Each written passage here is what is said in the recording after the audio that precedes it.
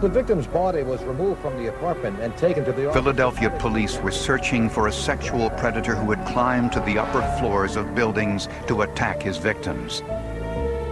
Geographic profilers predicted that the perpetrator lived or worked near his victims.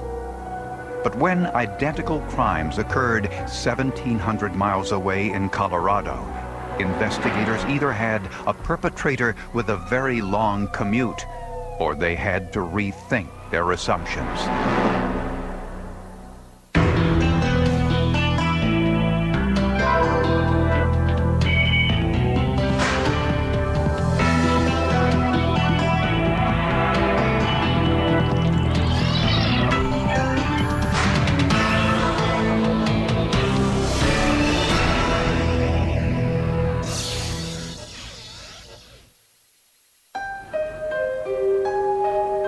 Rittenhouse Square in Philadelphia, Pennsylvania.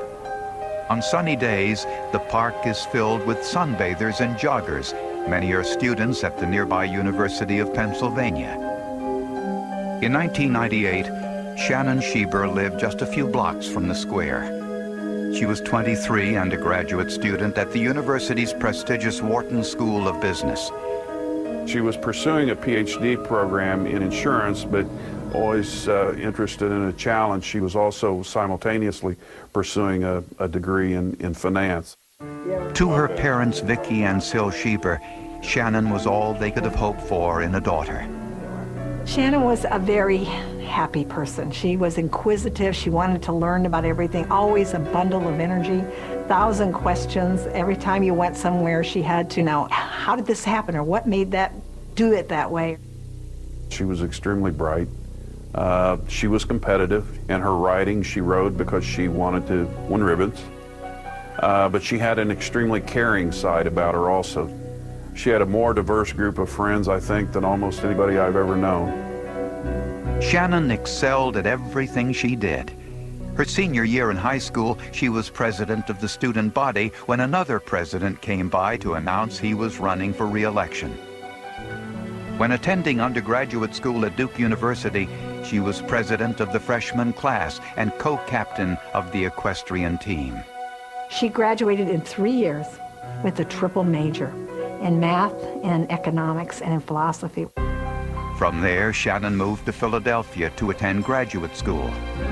She rented a second-floor apartment near Rittenhouse Square because the area was considered safe. On the night of May 7, 1998, Shannon spent the evening at home. The next day, Shannon didn't meet her friends as planned, so they went to Shannon's apartment and forced open her door. Shannon's friend broke the news to the Schiebers. And she just told me we needed to get there right away and that something bad had happened. I said, Sam, you have to tell me. I have to know. She told us that she was dead. She had run a bath. There was a paper, so we knew that she was studying.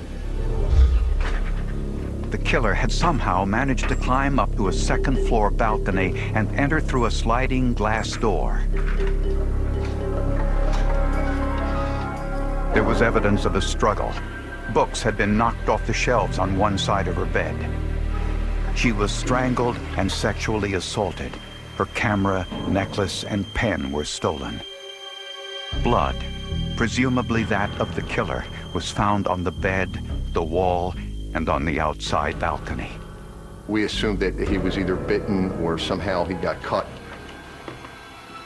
The blood on the balcony railing was proof he had left this way. Police knew the perpetrator was experienced in gaining entrance to upper-floor apartments, but they would need more information than that to find him.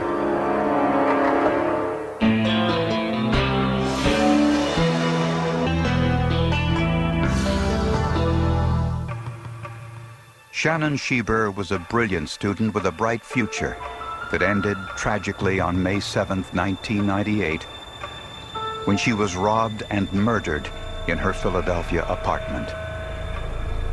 There had been no witnesses, and none of the police leads revealed anything of value. After investigating for 8 months, police were at a standstill. The first break in the case came from an unlikely source. And then that's looking from her.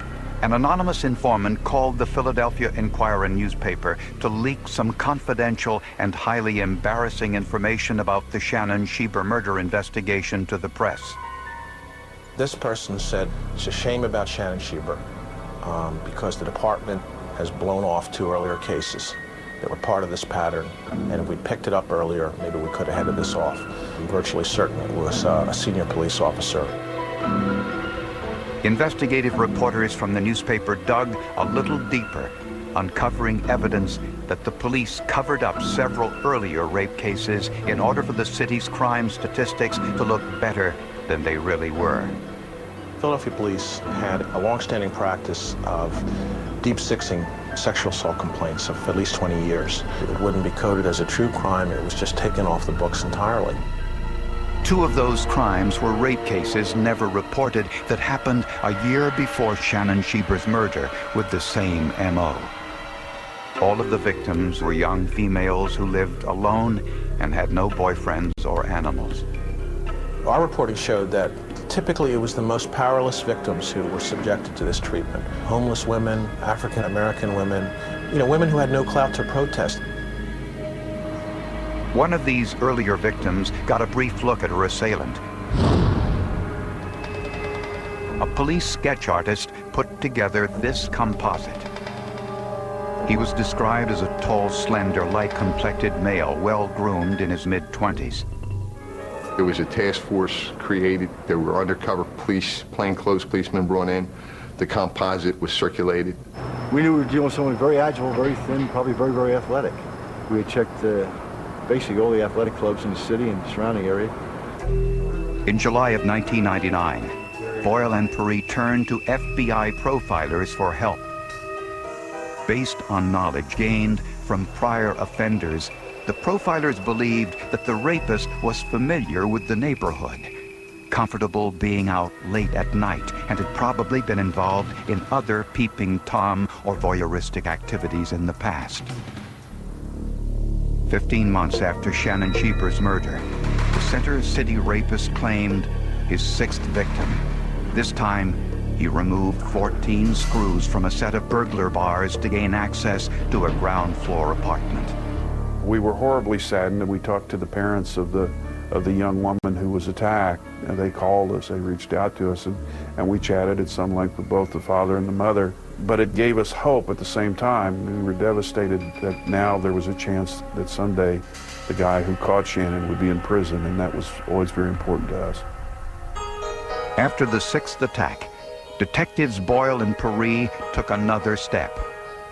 Boyle had seen an episode of Forensic Files on Court TV about a series of sexual assaults in Louisiana solved with geographic profiling. So Boyle contacted Kim Rossmo, the investigator who appeared in that episode. We know as a basic principle that offenders commit their crimes close to home. We also know they do it in areas that they're comfortable with, their comfort zone.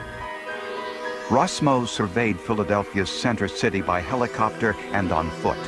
Then he entered Shannon's address and those of the 5 other victims into his geographic profiling program.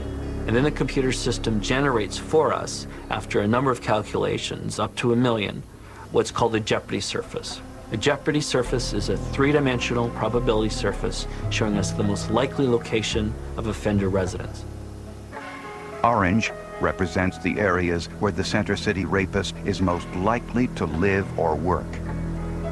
The police flooded those areas with sketches of the rapist, but ultimately it didn't matter.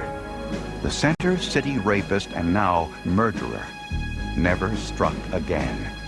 At least, not in Philadelphia.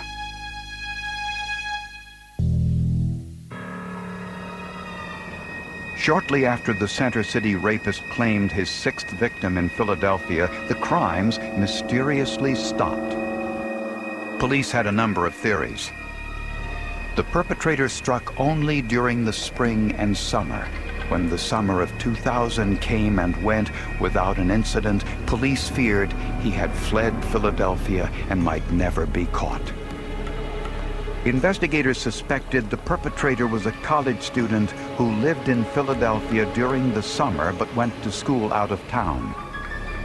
What they didn't know was 1,700 miles away, in Fort Collins, Colorado, there was a similar rapist committing crimes in the exact same way. The suspect was entering by removing screens and climbing in through the windows. And then once inside, the suspect was taking control of the victim while the victim was sleeping. The attacker struck 5 times during the spring and summer of 2001. He pulled pillowcases over his victims' heads and assaulted them. During the 5th attack, he made a mistake. He had entered the victim's apartment by way of a second-floor balcony. Crime lab supervisor Jeff Sabota took a portion of the balcony railing back to his lab and sprayed it with ninhydrin, a chemical used to uncover fingerprints on porous surfaces. The ninhydrin reacts with skin oil, causing fingerprint ridges to turn purple. An hour later, he got the results. 3 perfect prints. Put his palms here, placed his left hand, leaving his left thumbprint in left ring and left little finger, and then jumped over.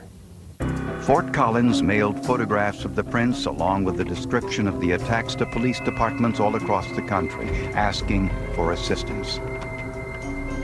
The letter caught the attention of a police clerk in Philadelphia. She thought of the Center City rapist, which he was called at the time, and she contacted the Special Victims Unit, Detective Latour. Detective Latour then contacted the Fort Collins Police Department. When DNA from the rape test kits in Colorado were compared to blood found in Shannon Schieber's apartment, the DNA matched. When they called back to say that they had in fact done a comparison and that the samples match, it was overwhelming. I think there was this amazing sense of hope that now this guy was going to be caught. But why did the rapist leave Philadelphia for Colorado, and how would police catch him? To find out, investigators needed to identify everyone who lived in Philadelphia during that crime spree, who were later in Colorado during the crimes there. Every person that would have the 2 cities in common, we would want to talk to. Computer crime expert Lieutenant Ed Monahan asked a college friend, Bill News, to help with the search. News happened to work for LexisNexis, an information retrieval service containing more than 30,000 public databases. Not all of the search parameters will be revealed in this program. A lot of it was geographic, and I really don't want to go into it further than that. They culled through credit bureau records and found 319 males who had been making financial transactions in Philadelphia and then did the same in Fort Collins, Colorado. They further narrowed the search by looking for males between the ages of 20 and 30 years old who had been living in or around the areas of the Philadelphia attacks. A zip code was a short and easy way of identifying a geographic area. Monahan got the list down to 83 names, which he immediately sent to police in Colorado. Those names were added to a list of more than 800 suspects the Colorado police gathered. Before they all could be checked, there was a 7th assault. Police needed to work quickly before there was an 8th.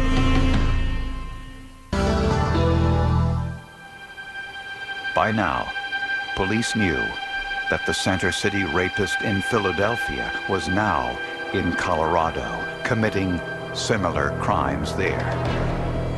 There had been a total of 1 murder and 12 sexual assaults, 5 in Philadelphia, 7 more in Fort Collins, Colorado. In September 2001, Colorado police were methodically investigating potential suspects and running DNA tests when they received this letter. I'm sorry, but I can't let you catch me yet. Not in Colorado. I don't even like it here. I'm not a fan of cold weather. I don't even like going up to Fort Collins anymore. You guys are everywhere. I admit, I want to get caught. I don't like what I do. It keeps me at a distance from people, and I can't talk to anyone. It gets lonely.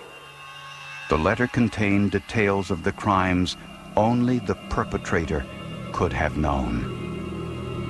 But it didn't contain any DNA or fingerprints. Ultimately, Detective Cochran concluded that the rapist was trying to sidetrack the investigation.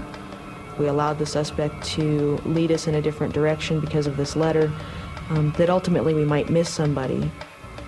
Colorado police had received more than 1,000 tips.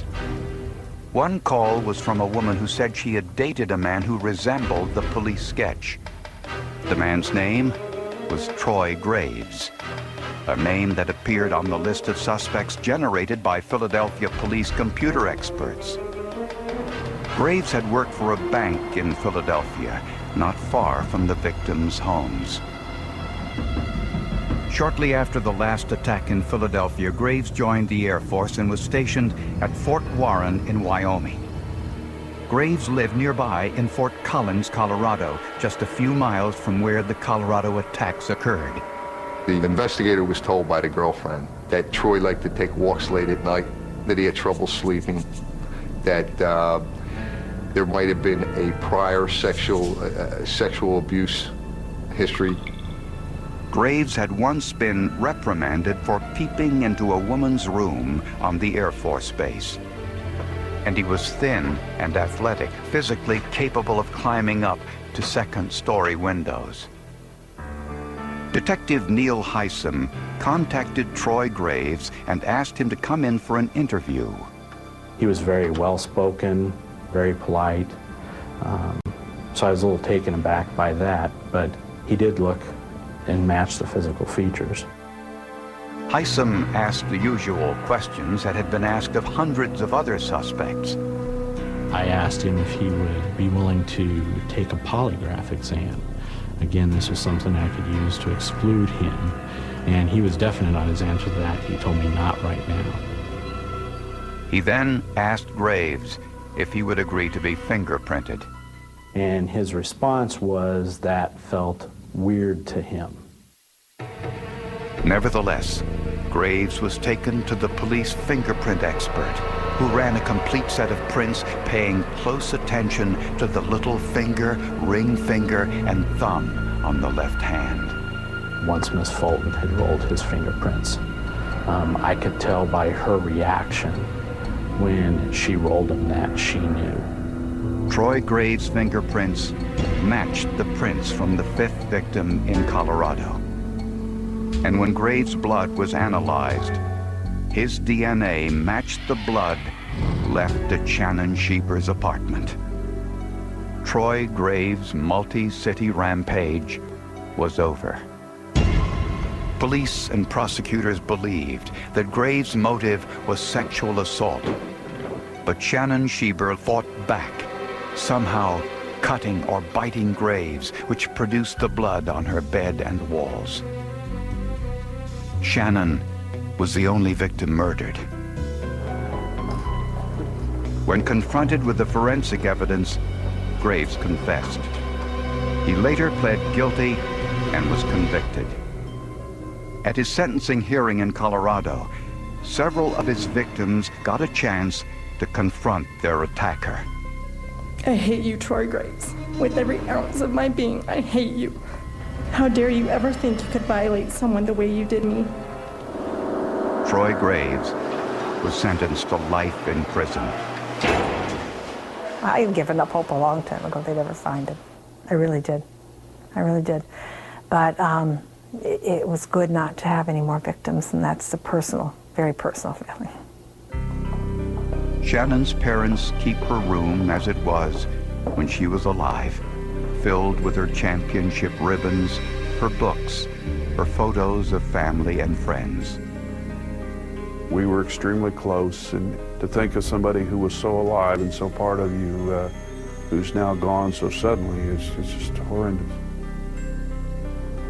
The hunt for Shannon's killer was a classic needle-in-the-haystack investigation. Its solution, solid detective work, behavioral and geographical profiling, and computer forensics. Here's the locations of the offenses. The bank that Graves worked at, the location of his girlfriend's home, his first residence. The assaults all took place along routes that Graves would have traveled from his 2 rented apartments to his girlfriend's home and to work. These crimes are usually of the more serious nature, and any edge that you can give to help the investigators, great. We like to think of geographic profiling as just one more tool in their toolkit. I think it's important to realize that no profile can solve a crime. You need physical evidence and witness or a confession to do that. And it's going to be the detective in charge that solves it. We just play a small support role. Computers don't solve crimes. Detectives solve crimes. And even in this instance, I think it's a really great example of detective work and technology. Powers of the DNA evidence today, and the specialists that you can go to, from the geographical profiler to the FBI profiler to the use of the computers. It's changed how we do our job, how we do an investigation. Forensic science is where it's at today.